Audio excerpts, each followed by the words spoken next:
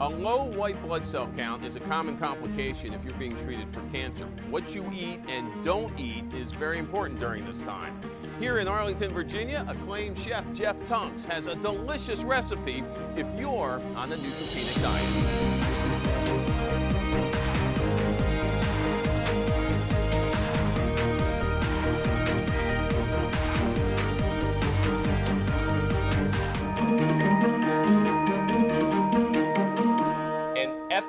Epic cure. Dr. Lisa McGrail, a medical oncologist specializing in breast cancer at GW Medical Faculty Associates.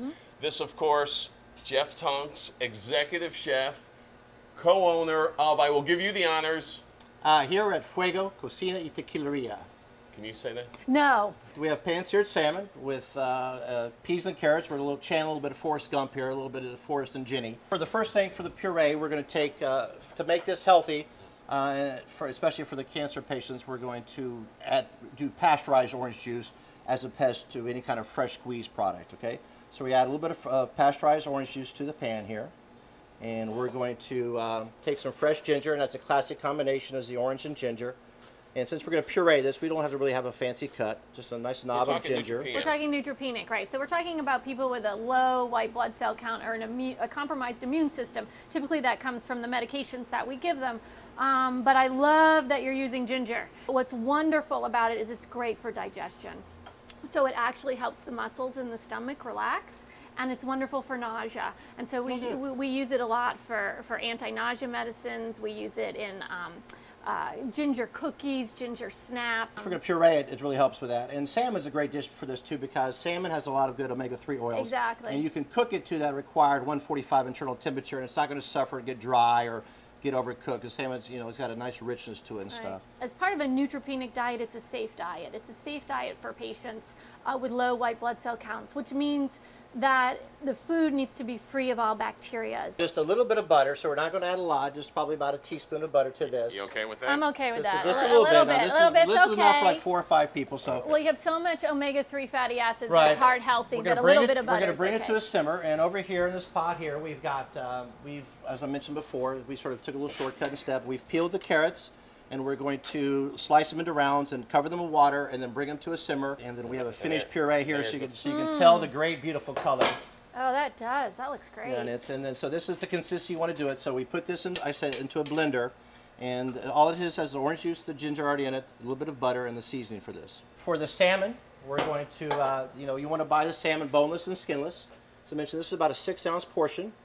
We're going to take some kosher salt and just season both sides. We have a flat griddle here that we're going to use, so that way you don't have to use very much oil at all.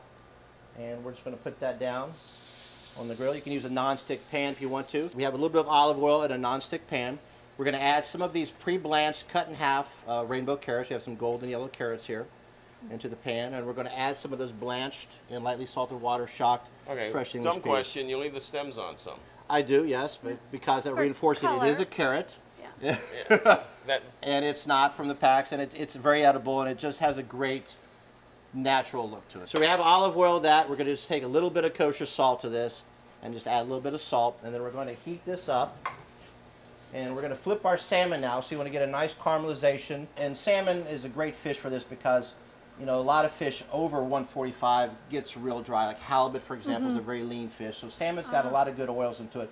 So you just want to flip it over so you got that nice caramelized on there. Oh, that looks beautiful. So I'm going to get a plate here, and I'm going to take some of this carrot puree that had the simmered carrots that had the orange juice. And the ginger. It had the ginger and a little bit of butter and salt. And then we're going to put some in the middle of the plate here.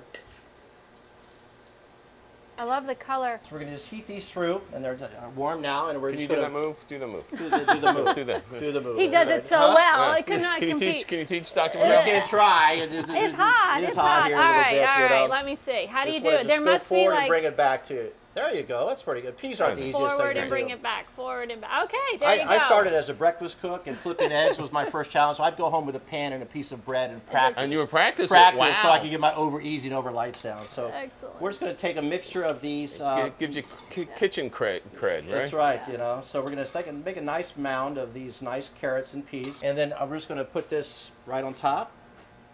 Oh, it looks gorgeous. Okay, and the thing is really is the you're only as good as the quality of ingredients. Let's dive in. Let's taste it.